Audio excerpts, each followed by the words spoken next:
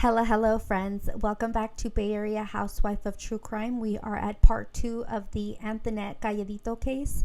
As a reminder, topics may be triggering. Viewer and listener discretion is strongly advised. The people mentioned are innocent until proven guilty in court. 4 years after going missing, a waitress in Carson City, Nevada reported that she might have seen someone matching Anthonette's description during one of her shifts.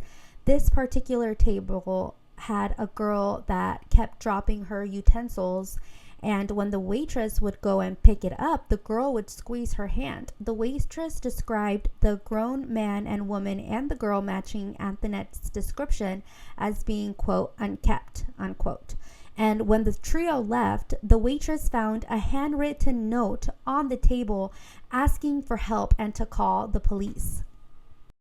5 years after Anthonette went missing, Wendy came forward and said that she heard a second knock on that fateful night, or should I say morning. Wendy recalled a man that they called Uncle Joe knocked on the Cayedito's front door. Wendy said that she witnessed Anthonette open the door for Uncle Joe and watched as he and another man that she did not recognize abduct Anthonette. Sadie contended that there was no second knock on the door whatsoever.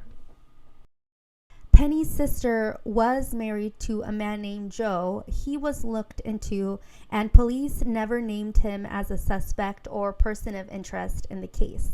Reports cite a man named Ronald Perry told them that he went to the Cayedito home at around 3 a.m. Penny considered Ron her best friend, and earlier that night they had gotten into an argument at the famous Talk of the Town tavern, and he wanted to check in to see if she was okay. Ron said no one answered the Cayedito front door, and he went to a friend's house and spent the night, and his friends told the police the same. Ron knocking on the Cayedito's front door was confirmed by Penny, Sadie, and Ron. 8 years after going missing, Penny admitted that she sent Anthonette to answer the knock in the middle of the night. And I'm sorry, but if there is a knock in the middle of the door at my home, my first thought is not to ask my child to go answer it. It's absolutely quite the opposite. In 1994, the Cayeditos were re-interviewed by the FBI and the Gallup police. This time, Anthonette's mom, Penny, said that she came home after work to get ready before going out. While Penny was getting all dolled up, a man named Emiliano Gardella, whom everyone called Emo, came over to the Cayedito home. Penny had met Emo through her bestie, Ron. On the night that Anthonette went missing, while Penny was getting ready, Emo came over and brought Anthonette flowers. In the week leading up to Anthonette's disappearance, a grown man named Emiliano Gardella, aka Emo, had given 9-year-old Anthonette gifts like flowers and a necklace on 3 separate occasions. Additionally, Penny said, and I quote, "What if I told you Emo and I did this? Would we both go to prison?" Unquote. Penny said that she told Emo that Anthonette was problematic and wanted a better life for her. And Emo told Penny that he could arrange for that. And when Penny asked where or what he meant by that, Emo told Penny that it's best you didn't know. Also during this 1994 re-interview by the FBI, Penny said that she heard a knock at the door in the middle of the night, told Anthonette to go ahead and answer it, and when Anthonette failed to come back after 30 minutes, that's when she got up and was unable to find her. When investigators spoke to Anthonette's sister Sadie, she reported that while Penny left the room for just a few minutes, she witnessed her sister Anthonette being scared from these unwanted advances and from Emo. Sadie witnessed Emo grab Anthonette and made her sit on his lap. Sadie witnessed her sister being scared from these unwanted advances, and with the help of little Wendy, they pulled Anthonette off this piece of shit's lap and went to lock themselves in their bedroom. Sadie also recalled that her mom came home around midnight and told her and her other sister Wendy to go to bed while her mom and Anthonette stayed up playing cards. Sadie said that this was unusual. Shortly after Sadie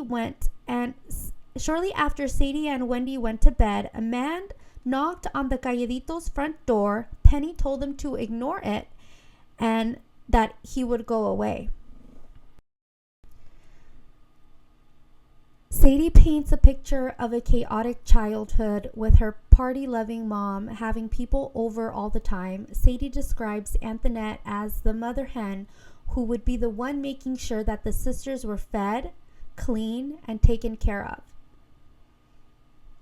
When they felt uncomfortable around creepy men, Anthonette made sure to take the sisters to her bedroom to get away from unsafe situations in the place that a child is supposed to be the most safe, at their home. The traumatic event of Anthonette's disappearance and the years that followed led Wendy to understandably turn to self-medicate as a result of her distress. Penny was also known to have substance abuse issues. Wendy faced legal issues. She was in and out of prison and lost custody of her own children. Emo, Penny, and Ronald were polygraphed, but the results of that have never been provided to the public. Emo has never been officially named as a suspect or a person of interest by authorities. There have been unconfirmed sightings of Anthonette in Texas, Canada, and New York. Former Gallup police detective Marty Esquivel has come out and publicly said that he believes Penny knows who kidnapped Anthonette after she failed a polygraph test. There are so many theories about what could have happened to Anthonette. The only thing that anyone can say for certain was that she was abducted. Just because Penny liked to party does not necessarily mean she had anything to do with her daughter's disappearance. But there is a lot of speculation about this, specifically with Penny selling Anthonette for drugs. Rumors spread even more after Anthonette went missing and Penny seemed to have nicer materialistic things. This could have also been easily explained by the fact that she had one less mouth to feed. What I can say is that Anthonette was not being treated as a child. She was treated like a surrogate mother who took care of her sisters from a very young age. In April of 1999, authorities got word that Penny was very sick and rushed to the hospital. As they rushed to her deathbed, it was too late. Penny died on April 18, 1999, at the age of 46 in Phoenix, Arizona. What do you think happened to Anthonette Cayedito? Do you think the Cayeditos lived up to the meaning of their last name and remained quiet for way too long? Far too long? I sure think so. If she's still out there, Anthonette would be 48 years old. We reached the end of today's episode of Bay Area Housewife of True Crime. Thank you so much for coming down the rabbit hole where I currently live.